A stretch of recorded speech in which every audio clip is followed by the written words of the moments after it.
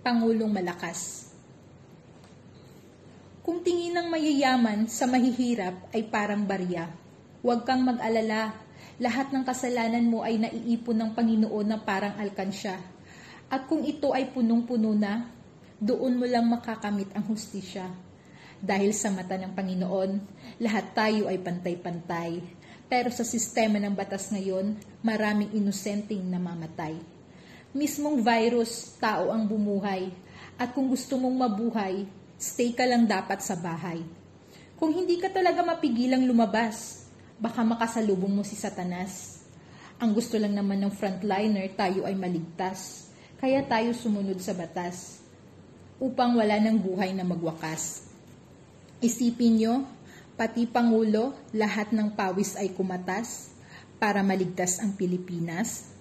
Tapos, hahanapan nyo pa ng butas.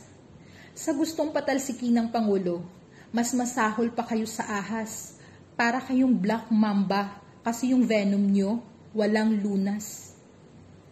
Pero pag nangangailangan, gobyerno ang lalapitan, aba, ang mukha ang tigas, tapos sasabihin pa na marahas, mga ungas, dapat sa inyo tinutodas.